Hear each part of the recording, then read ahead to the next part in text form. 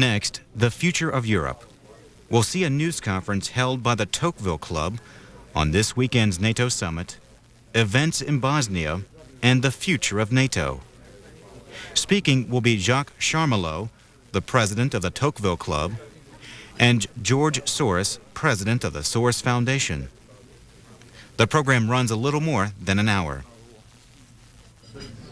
I will retreat and ask questions. I'll ask friendly questions.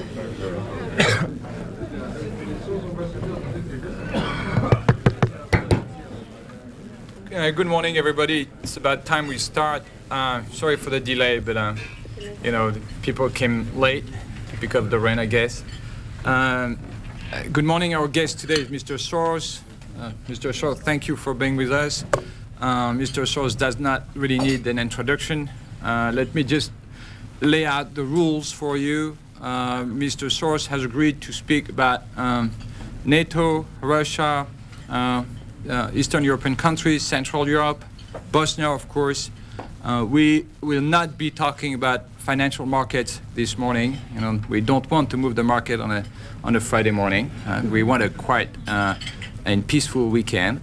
And once again, the rules of the club: you raise your hand, I pick you up and give you the right of a question, and you present yourself, introduce yourself. Keep your questions short. We want a lively debate this morning. Mr. Soros will speak for a few minutes, and then I will open the floor to questions. Mr. Soros, all yours. Thank you, and I'm really very happy to be here at exactly this time on the eve of the NATO summit and President Clinton's visit to Prague and Moscow. And what I'd like to convey is a sense of urgency and emergency in the region. I think that there is a real emergency there, that the rise of nationalism is now presenting a serious threat to the security of the world, that's Europe, United States, and the rest of the world. I have expected and predicted the rise of nationalism, but I have not exactly expected the rise of Zhirinovsky at this particular time. And I think that development puts the whole situation. You have seen this pamphlet, which is towards a new world order, the future of NATO. This was actually written before the elections. And the Russian elections, I think, add an additional sense of urgency. And my feeling is that unless the NATO countries really radically change their approach, the world is facing an extremely serious situation comparable to a world war, or maybe worse. Let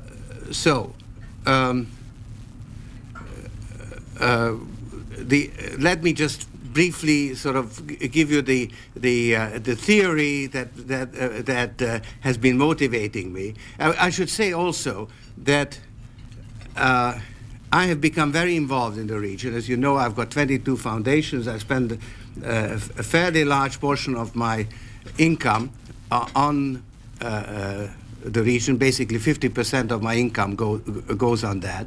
And I would say that 80–90% of my time. And the reason that I do it, because I recognize the seriousness of the situation. I mean, I don't think I'm a crazy person. Therefore, why should I do this unless I felt that it's something that's really serious and important?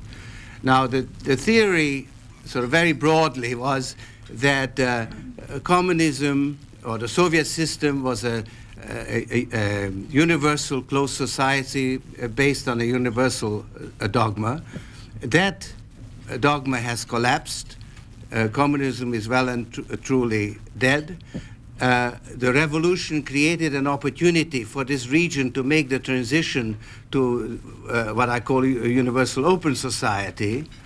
But that would have required an active engagement on the part of the free world, because an open society is a more sophisticated, more advanced form of organization, and you can't make the transition without outside help. This opportunity was missed. Basically, the free world did not rise to that opportunity, to that occasion. Therefore, this universal closed system is now breaking up into its constituent parts on a territorial basis. Some countries are making a transition to an open society, Poland, Hungary, and so on, although even in those countries they have to fall back on their own past rather than to move forward into Europe, because Europe is not all that welcoming. But other parts are trying to reconstitute or constitute new closed societies. And since universal ideas are generally discredited, they need a specific idea, a specific ideology, which is nationalism or some kind of ethnic principle. And to mobilize society behind the state, you need an enemy. And if you don't have one, you need to invent one. This was the rise of Nazism and fascism. Fortunately for these people, you don't actually need to invent them, because national aspirations had been suppressed under communism, so there are a lot of grievances. So Milosevic provided the prototype, the new paradigm. The reaction of the Western world was to say this is not a security threat, because Yugoslavia is not Germany, and Milosevic is not Hitler. I think that they made a horrible mistake, because the idea of this of nationalist dictatorships is a threat, and this point has now been brought home by the elections, because Zhirinovsky has deliberately modeled himself on Hitler, and the grievances, the social grievances that he draws on, are much more severe than they were in the Weimar Republic. And he's also, so he actually really stands in line to be the next president. And if it isn't him, it will be somebody like him, because the pendulum is now swinging. The people have put their faith in reform, in democracy, as recently as in the last April referendum. They voted for Proposition 2, which was an incredible thing to do. They approved the economic policies when the policies were blatantly failing, because they wanted still to go in that direction. Now, with the failure of the Yeltsin government to move since that time and to produce positive results, the pendulum has now swung in the other direction. So each election will go further in that direction towards the nationalism, unless something happens to break the trend. And that is where I look to some really radical initiative now. And time is very, very short. In fact, it may be already too late, but at least the attempt ought to be made. Now, the security problem is different from the one that NATO faced when it was created, because then it was a conflict between states or blocks of states. Here, what matters is what goes on within the states, and the social and political system within the states. So it requires a different approach. You cannot approach it purely militarily, because as the example of Bosnia has shown, we are not willing to get involved militarily in the region, and in any case, it is too late to do much about it. So you have to do some prevention. You have to move sooner. And that means that you have to move on a political and economic level. And I would advocate that the so-called Partnership for Peace ought to have a very strong economic component of economic aid or support for the countries concerned. Now, when you come to economic aid, the trouble is that it doesn't work. I mean, what we have done so far basically has not worked. I mean, I like to divide our history in economic aid into three parts. The first phase, when we ought to have offered economic support and we didn't. The second phase was when we offered economic support but didn't deliver. And we are now in the third phase where we are actually delivering, but it doesn't work. So this is a very serious problem. And I recognize it as such, but I think there is a solution. It's a difficult one. I have developed, my foundations have developed a formula which has worked. I mean, we have actually got some very successful programs in Russia and the other republics. Is based on a partnership where we choose a partner whom we trust. We retain the purse strings, but we act not in the interests of the donor, but in the interests of the recipient. And with that combination, we have, for instance, the International Science Foundation, where we have actually given a social safety net to the fundamental science. The transformation of the humanities, where we are replacing Marxism, Leninism in the schools very remarkably effectively. Incidentally, our total spending so far is $5 million. Now we have a $250 million program, but already there are hundreds of textbooks being written and so on. So it's really working. That's why we're going to spend the additional money. So it's not the amount of money that is needed. And then the Privatization Training Institute, which has also been based on this joint venture thing. Now, for this formula to work, you need a unified command mechanism, and that you don't have. The G7 never actually established a task force. You need a task force where you have a foreign partner and a local partner, and each partner has sufficient authority to make things happen. And that is the formula, that is what is necessary now.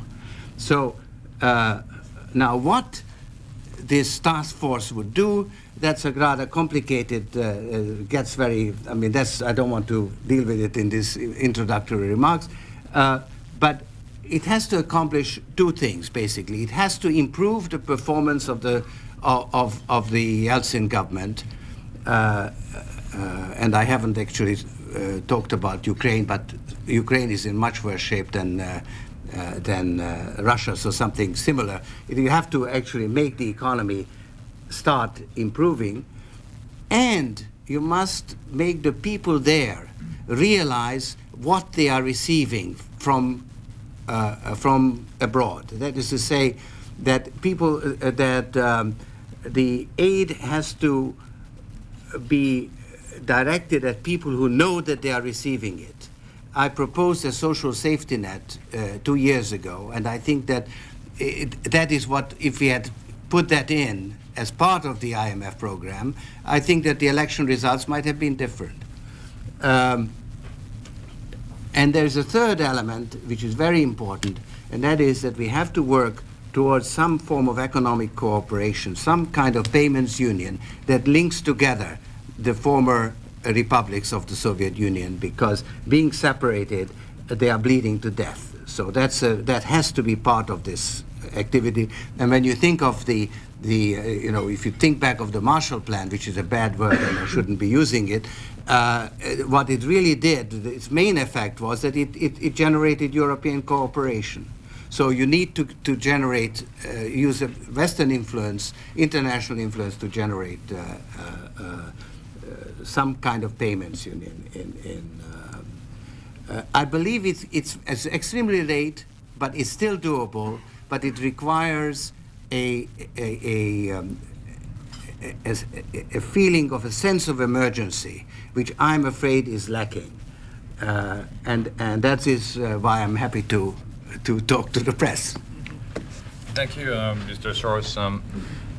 Before I open the floor to questions, I'd like to just mention the fact that for one-on-one interviews, either after this breakfast or during the day, you can always address your request to Francis, who is right here.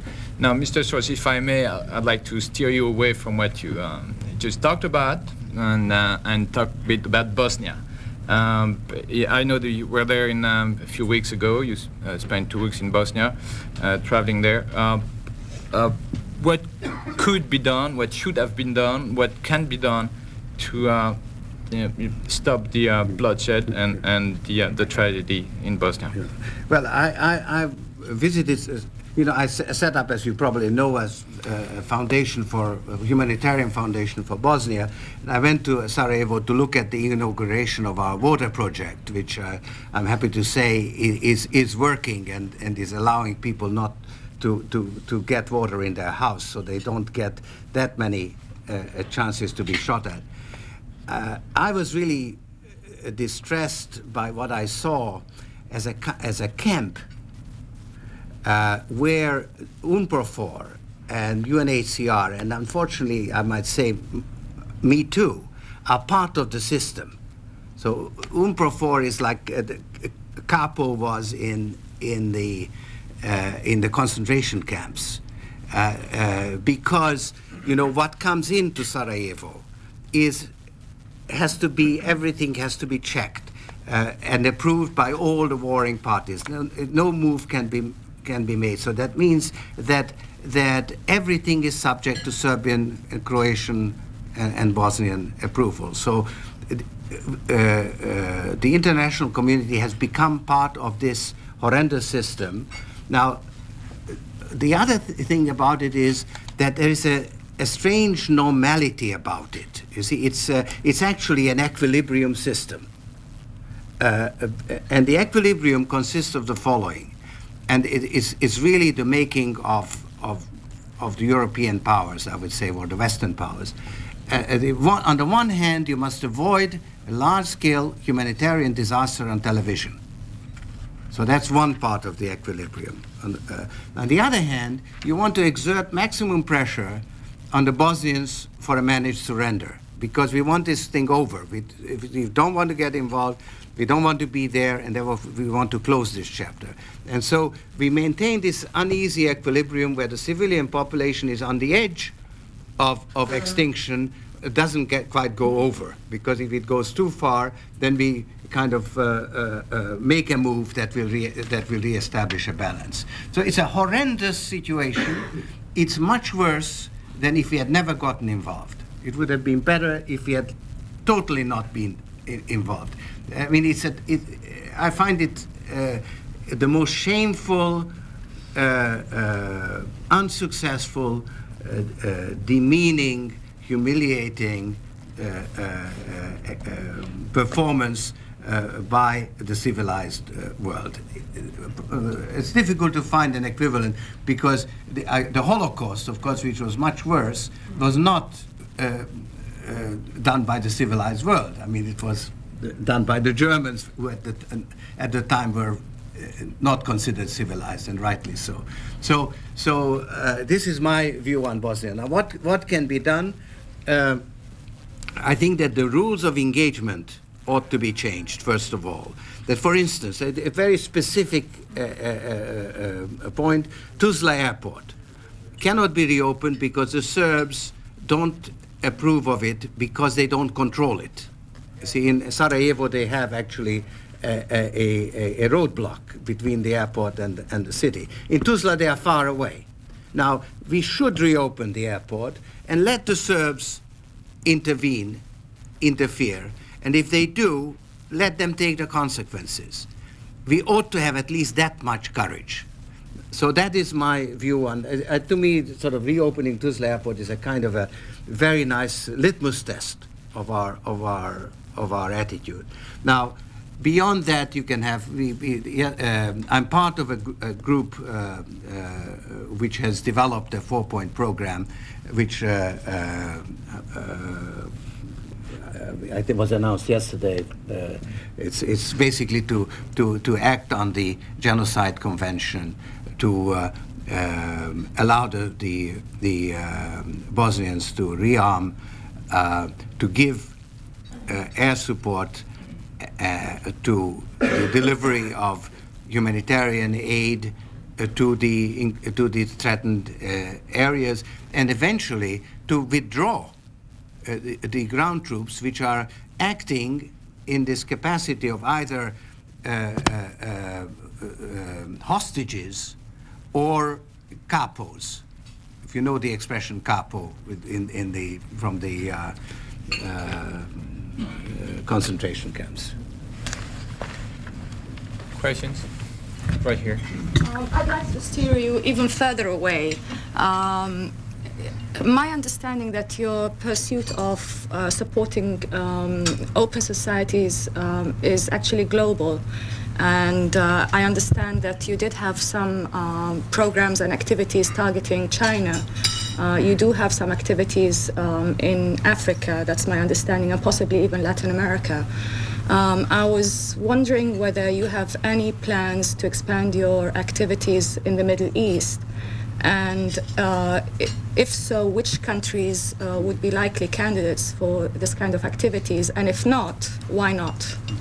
Actually, I don't have any intentions of expanding my activities in the Middle East.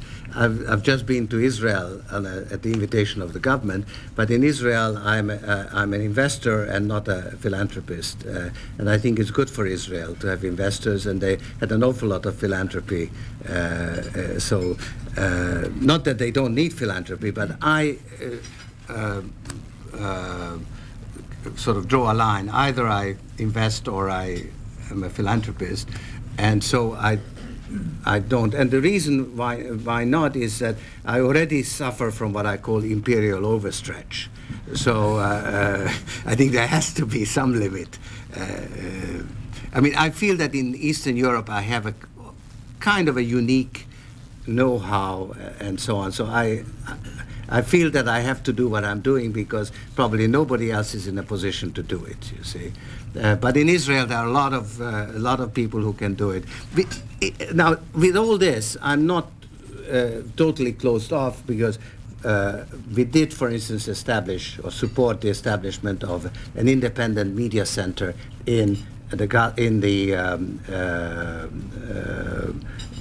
Gaza Strip, in other words, for the Palestinians, because they need to develop an independent and pluralistic press, and that is actually being established right this minute.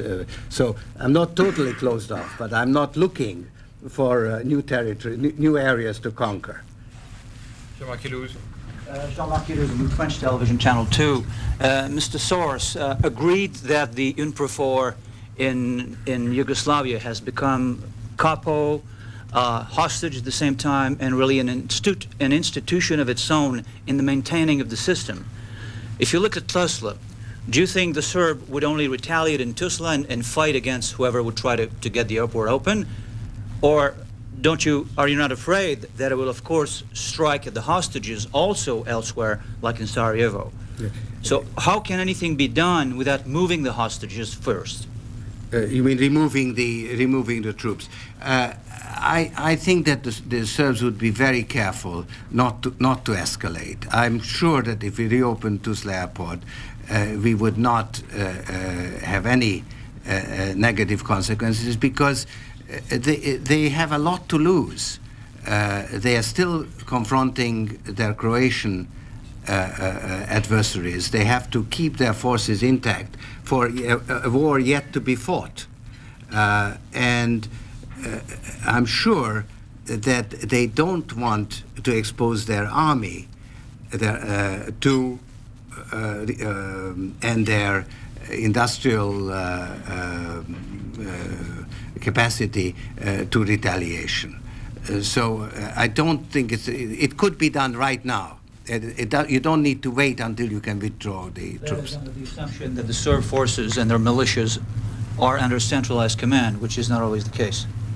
That is true. That is, of course, true. But then, you see, you also have to change a little bit the rules of engagement where you are attacked. I mean, Sarajevo, the level of bombardment has been greatly increased in the last few weeks. And I think that ought also not to be tolerated. And the warning should be given to that unless the bombardment stops, there will be countervailing measures against the artillery that's in place. And we know exactly where those pieces of artillery are. I mean, we could have one strike, you see, which would take out the majority. This is from a briefing I received from the Pentagon. So this is the military opinion, that they actually know at present the exact location of all the pieces of artillery. At that time they said 1,600 pieces. Probably hasn't changed very much. And one strike, you could take out a large part of that. After this first strike, you would have a lot of difficulty in tracking down what's left. So, and you can see that any time the threat of such a strike has been raised, they always back down. Ulysse Gosset. Ulysse Gosset, French TV TF1. Sorry you don't speak French at the Tocqueville Club, as I know your French is excellent, but probably it's for the American television. But anyway. About NATO, are you also sharing the view of this Clinton administration, which is to fear that if NATO is opening its door to new members like Poland or Czechoslovakia, it will create a new Berlin Wall at the frontier, at the border of Russia? Do you feel that way? And second question about the rise of nationalism. Do you feel it in your foundation in Moscow already, and are you afraid that the influence of Zhirinovsky will probably push your foundation and people like you out of the country if they are still more powerful in the next years? Yes.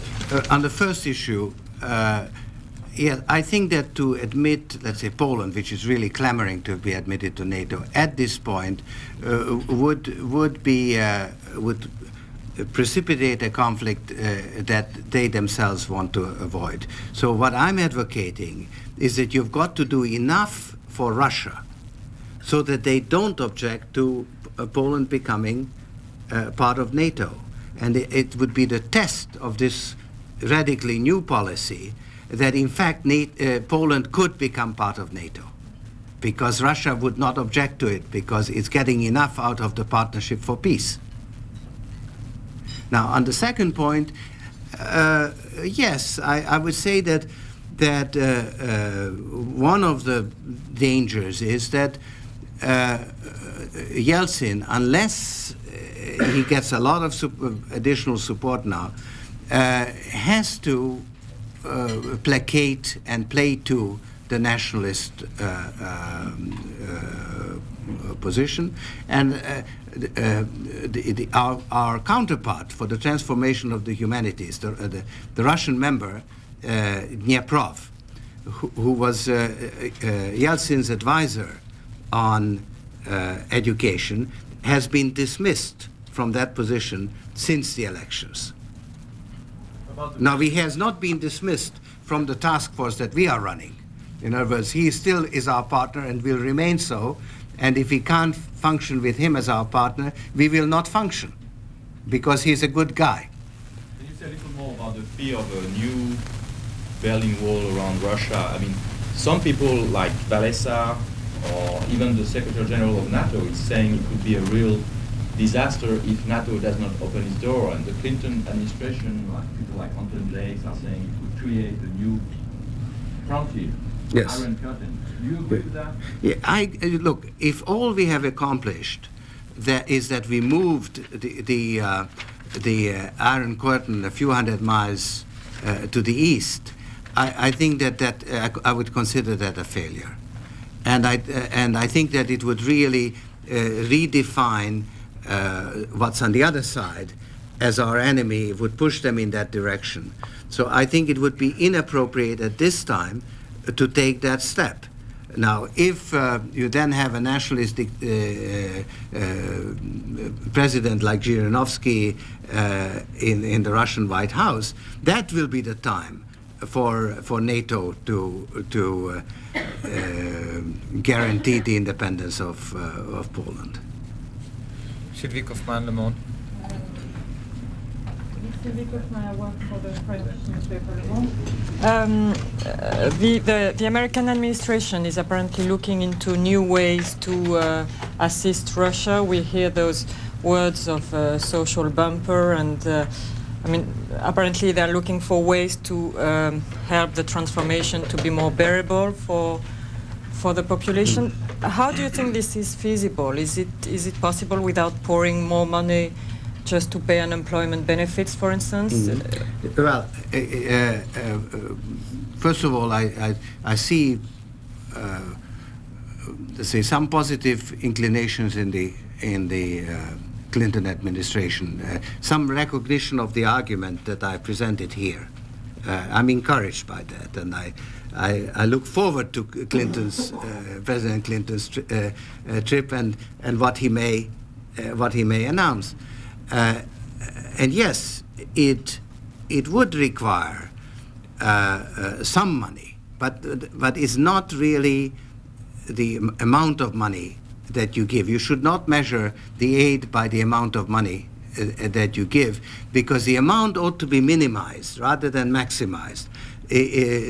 So giving a lot of money is not the answer. I think that with relatively modest increases in the amounts that are already committed, you see, you could actually change the direction of events. And once you have changed the direction, then more money will be forthcoming. Now, the money basically has to come from private sources. I mean, it's not the government's role to invest in economies. The government's role is to create the conditions where the private sector can invest. And those conditions are not there at the present time. If you create the conditions, then the money basically, and the amounts ought to be very large. And when you look at, for instance, what's pouring into China, you can see that money would be available if only the preconditions for making profitable investments were there. And one of those preconditions is the existence of a state of law, you know, a commercial code, administration, public security, and so on. And on that, you do have to spend some money. Go ahead. But for instance, we've seen that in Poland, the big problem has been the very, very quick rise of unemployment. And Russia is apparently heading towards this as well. Yes. And this may probably explain the rise of Zhirinovsky and so on.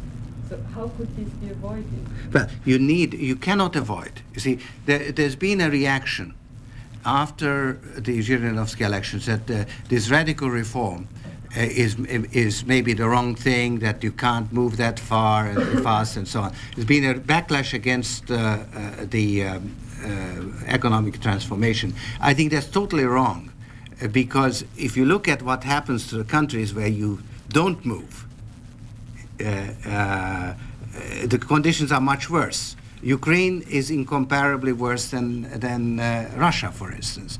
So actually what you might say is that the reform hasn't been radical enough, because Gaidar, where he failed, you see, is that he introduced monetary policy, but he didn't create the conditions for monetary policy to be effective, because the system was still operating on a non-monetary basis. I recall very clearly in April of '92, I discovered that the enterprise debt was rising at half the rate of the GNP. And that means that monetary policy was meaningless. you see. So you've got to change the structure. You've got to move forward more. Now, it does create unemployment. You can't avoid it. But it is part of any advanced market economy that you have a social safety net, that people who are unemployed get some unemployment benefits. And you can't really make the transition without that. Now, they don't have the resources for that. That is where, in my opinion, the West ought to come in to help in providing a social safety net. But do you think the West has the resources? It has the resources, it doesn't have the political will.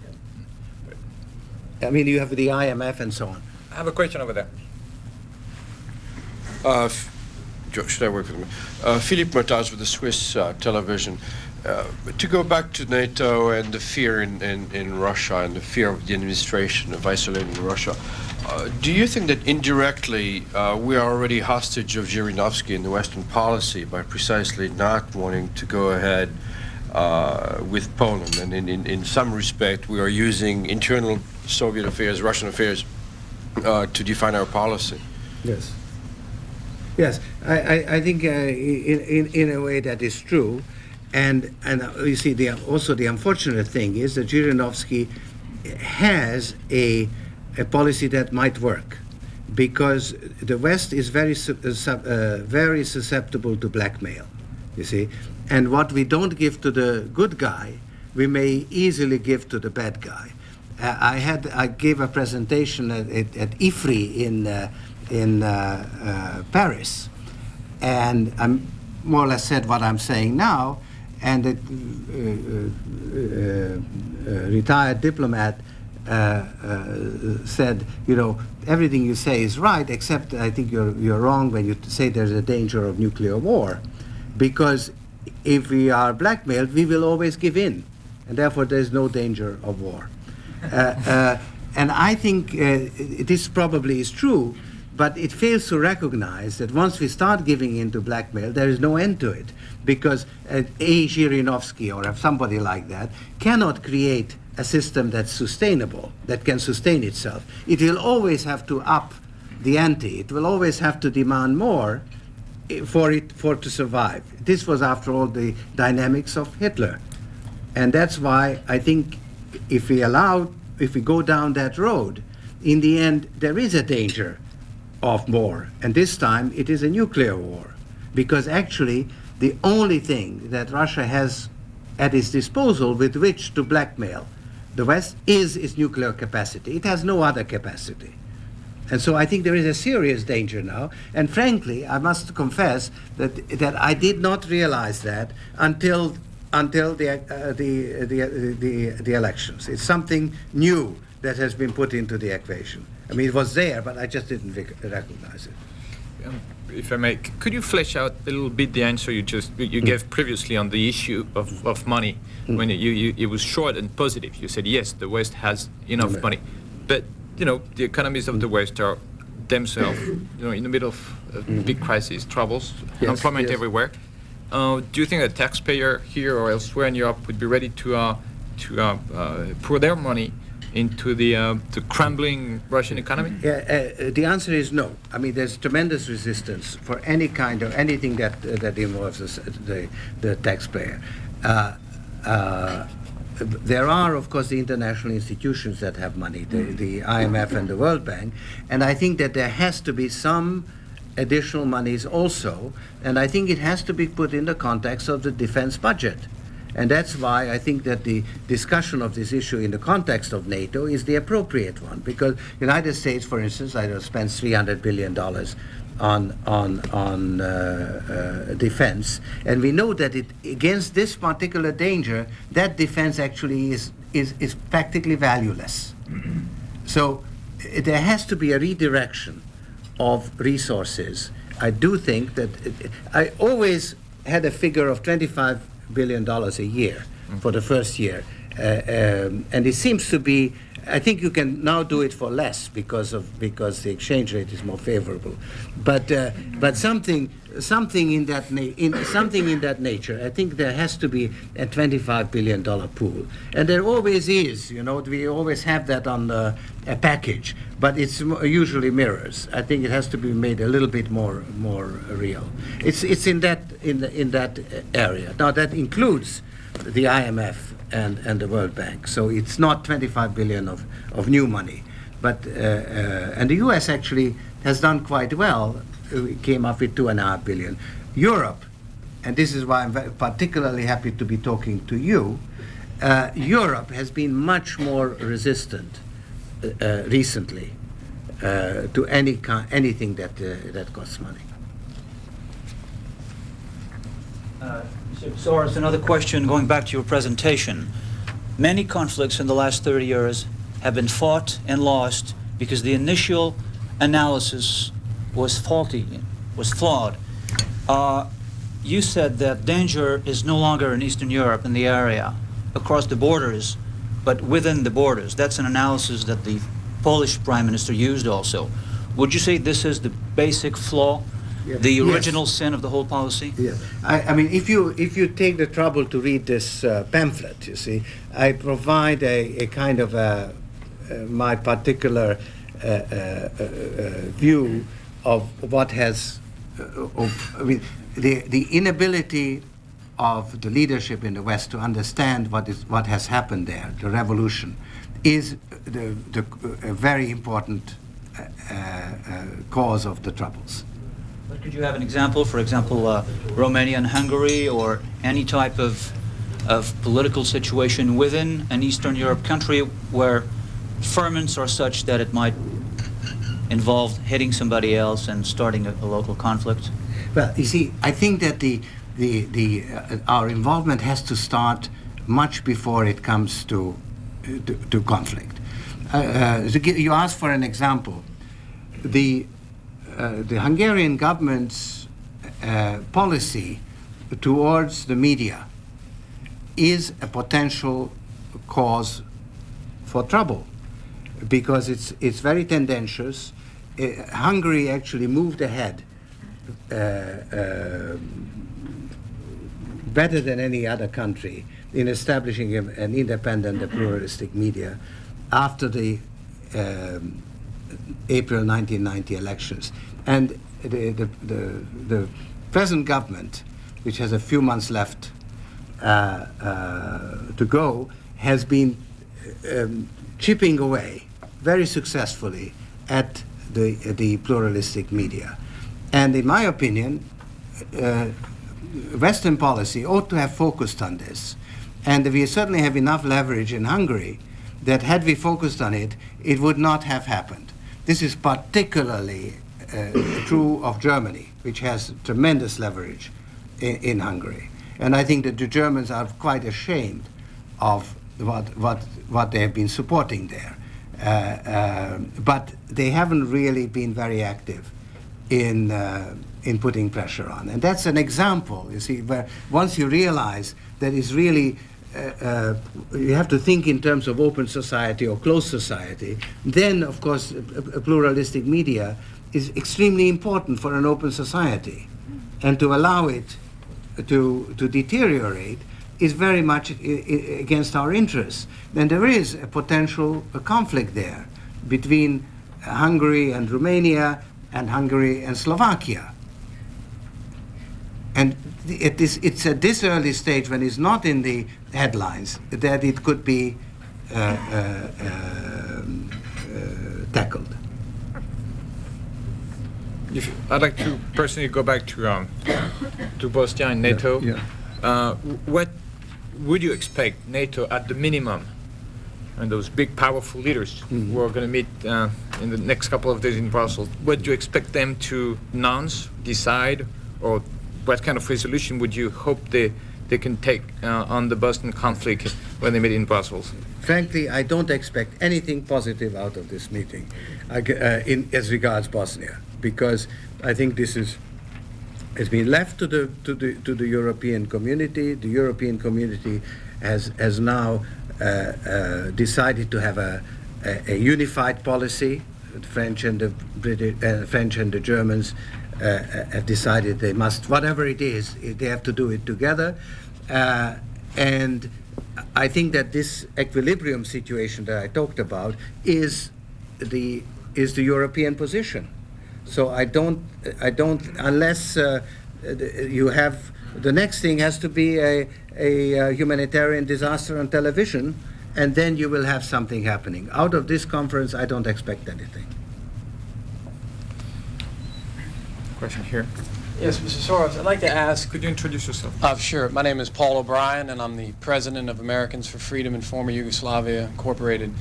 I'd like to ask, what do you think of the effort by the British and the EC pushing the partition plan for Bosnia? And in light of that, how do you think military intervention in a limited way would affect driving the Serbs closer and lead to the end result of partitioning Bosnia? And in light of that, versus more extended military intervention by a real plan by NATO, in other words, different levels of intervention, how do you think that'll affect the Serbs' reaction to whether or not to finally give 3% more land to the Muslim-led government and end up with a partition, or the opposite? Well, you know, frankly, I thought that the potential for a settlement actually is there, because the Bosnians have been so badly squeezed that they would actually surrender, and they are really just. I guess that there is not sufficient cohesion among the various groups within each warring party to bring this about. I have not opposed any of these settlements. I have not opposed the Van's Owen plan, because I have nothing better to put in its place. And I would feel, you know, but I can't approve them either, because they all basically recognize the victory of the nationalist principle and the principle that you can change borders by force, etc. So I think it wouldn't astonish me if they reached a settlement, but I think this is now the responsibility of the European community to bring about such a settlement.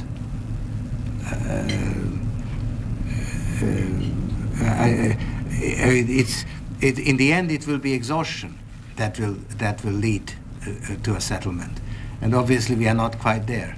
But if I understand correctly, you don't advocate any type of even limited military intervention whatsoever. No, I do. No, I do. I think that we should go back to what originally took us there, what made us put the hostages in there, our troops.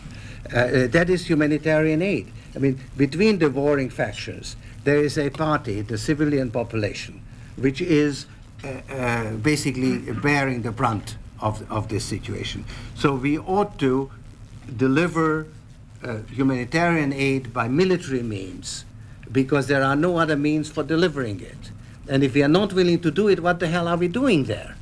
So I do advocate, yes, I do. And I think if you reopen the Tuzla airport without the agreement of the Serbs and the Croats, you are effectively engaging in an act which may involve you in shooting or bombing or whatever. And I think you've got to take that responsibility once you got involved there and you're playing your part of the system. I mean, that is what you got. That is what got you there. For heaven's sake, at least deliver on your original promise by whatever means are necessary. And that is where the rules of engagement have to be changed. So I am advocating it, yes. Yes, John Fox, the World Bank. Do you think that these proposals you're making on Bosnia can be effected without U.S. participation? You seem to be saying that the Europeans can, in fact, or should do it on their own. I wonder if you could clarify that. And in fact, could you comment more broadly on current U.S. policy toward the rest of Europe, ex-Russia? Obviously, the United States has to be part of it. And of course, the big dispute is on the presence of troops, that the Europeans are saying that we've got the troops there and you want to bomb, and our troops are the hostages. But that is what has to be sorted out between the various parties. And of course, the meeting, the NATO meeting, would be a very good occasion for coming up with a unified policy that is unified between the United States as well and Europe, and not just within Europe. But I just don't expect it. I just don't expect it to occur. And I do feel that the brunt of the responsibility for Bosnia does lie on the Europeans. I'm not let's say condoning the American policy, but I do think the responsibility is much heavier for Europe. You get the feeling, there's a criticism that's often made that the U.S. has now turned its face away from Europe. Do you get that feeling in broadly, particularly in Eastern Europe now? Look, I think that there is not in Eastern Europe, because, but here I get the feeling that is actually, there is an element of truth in it. I think that President Clinton came in with a foreign policy which was basically economically oriented and was concerned about the United States' place in the world economy and relations with Japan and American position in Asia.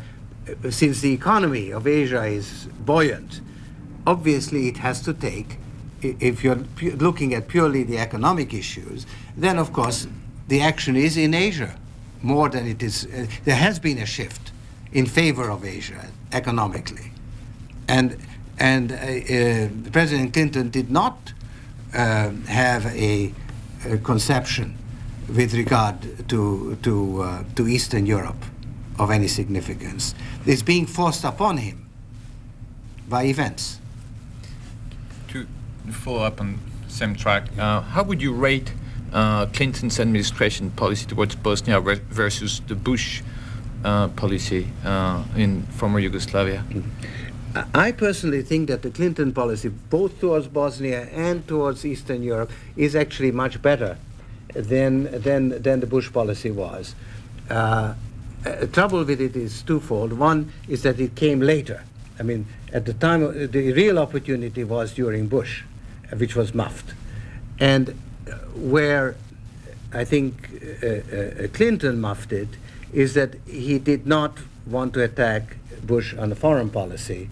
He attacked Bush for being a foreign policy oriented president, whereas in my opinion the real failure in the Bush administration was exactly in foreign policy.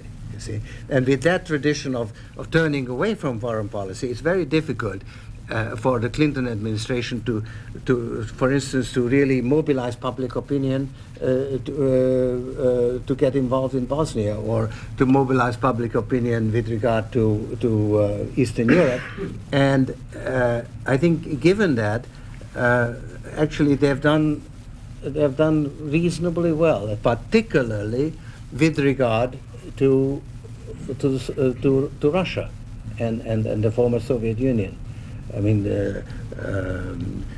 supporting, the Seattle meeting was a success. I think it's much better than Bush, but it's just simply not good enough. It's not enough to turn the tide, and that's where I'm disappointed. We have time for two questions, one here and one over there. Richard, go ahead. Yeah, Harding Carter, Main Street Television. You speak of a much better policy. Let's exclude the Russian policy for a moment and speak only of Central and Eastern Europe. Policy takes two parts. One is rhetoric and declarations and signed agreements, whether they are NATO resolutions or Security Council resolutions. The other is implementation. What is the basis of a good Clinton policy on implementation? You put your finger on the real problem, because actually this slogan, Partnership for Peace, is a very good slogan. I mean, that is in fact what we need. But when you look at what is in the policy, it's a joke. I mean, it's a practically empty gesture. I mean, it's very narrow. You know, joint enterprises, search and rescue missions. I mean, how do you deal with the political problems that way? So I think that on the slogans, the Clinton administration is moving in the right direction. I expect some positive noises coming out of this trip. Whether it is translated into action is the big problem, and if you recognize that this is an emergency and it's over, you know, it's no longer a matter of talking, you have actually got to deliver, then you may have a change in the course of history. Rich Miller from Reuters. I wonder if I could just ask two questions. You mentioned the importance of partners on the other side of aid for Russia and other countries there. There's been a criticism of the administration that the administration has placed too much emphasis on Yeltsin and put too many eggs in that one basket. I wonder if you could speak about that. And the second question is, you've alluded to the Ukraine and the very messy economic situation there. Do you think in the very near term that perhaps the Ukraine is even a greater threat to stability in the region than Russia? Thank you. First, on the issue of Yeltsin, I think one has to recognize is that Yeltsin is a very uncertain champion of democracy and market economy. I mean, it's basically a spent force, but it's the only thing we have got. And so I think I endorse the administration's policy in having gone wholeheartedly behind Yeltsin. But it's a risky policy. And I think we have got to deliver and actually provide the means for the Yeltsin administration, the Yeltsin government, to produce some positive results. But in the circumstances, it was the right thing. And even though Yeltsin, both personally and as a government, is sort of exhausted and without energy, the intentions are actually good. I mean, Yeltsin his political instincts are leading him, for instance, towards the concept of a small Russia. He does not want to, he really is not interested in reconstituting the Russian Empire. So the intentions are good. It's the energy that's lacking, and the support from us. And the other question was what about the Ukraine and all. Yes, I think that the Ukraine is really a catastrophe economically. Now it's very interesting that Kravchuk wanted to be a nationalist dictator, and he had the basis because he had an alliance between the crypto-communists and the non-communist nationalists. And he had a 70% political majority, which is a very strong base. And he started playing the nationalist card, you know, with the confrontation on the Black Sea Fleet and so on. And he failed because the economy collapsed. So in a way, that was the factor that prevented a nationalist Ukraine. But now what you have is a Ukraine in a total chaos, anarchy, people without heating. The salary of a Ukrainian teacher is 1/6 of the salary of a Russian teacher, and the salary of a Russian teacher is about $25 a month. So that gives you an idea where Ukraine stands. So Ukraine is a very serious. Basically, whether Ukraine is viable as an independent state is very, very questionable at the present time. So if there is no more question, we can declare this breakfast closed. And we have to thank you very much, Mr. Soros, for being with us. And if anyone wants to talk to Frances about one-on-one or interviews, she's here. And thanks again. Yes.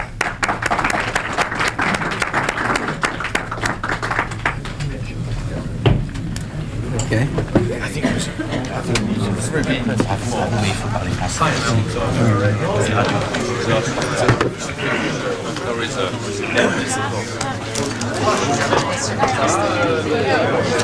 think